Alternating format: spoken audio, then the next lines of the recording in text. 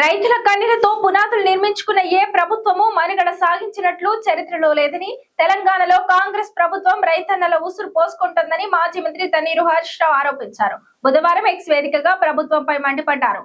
ఓట్ల కోసం అబద్ధపు హామీలతో అధికారంలోకి వచ్చిన కాంగ్రెస్ ప్రభుత్వం ప్రాధాన్యతలు ఇప్పుడు పూర్తిగా మారిపోయాయని, పాలకుల విలాసాలకు, బడా కాంట్రాక్టర్ల కమిషన్లకు ప్రజాధనాన్ని మంచినీళ్లలా ఖర్చు చేస్తున్న ఈ ప్రభుత్వానికి అన్నం పెట్టే రైతన్నకు రైతు బంధు ఇవ్వడానికి మాత్రం నిధులు కరువయ్యాయని ఆవేదన వ్యక్తం చేశారు.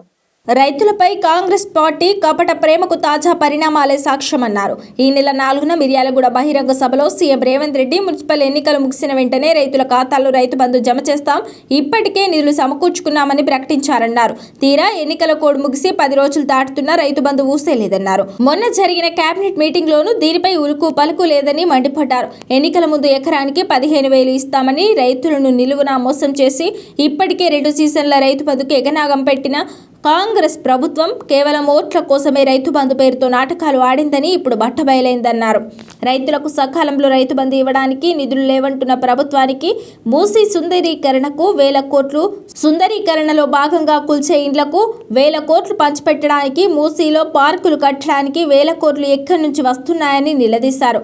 4th సిటీ పేరుతో భూసేకరణకు 1,000 కోట్లు, రోడ్ల నిర్మాణానికి 1,000 కోట్లు కేటాయిస్తున్నారన్నారు.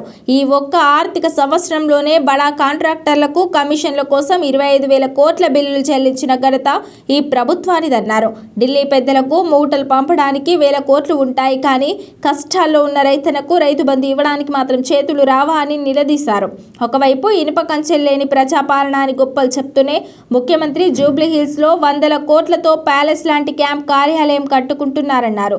ఆ క్యాంప్ ఆఫీస్ చుట్టూ బలమైన ఇనుప కంచెల కోసమే 9 కోట్లు ఖర్చు చేస్తుండడం చూస్తుంటే మీ 7వ గ్యారంటీ ప్రజాస్వామిక పాలన ఎంత గొప్పగా వర్ధిల్లుతుందో అర్థమవుతోందన్నారు. ఆ ప్యాలెస్ పక్కనే 5 కోట్లతో ఫుట్బాల్ ఆడుకోవడానికి ప్రత్యేకంగా కోర్టు కట్టుకుంటున్నారన్నారు.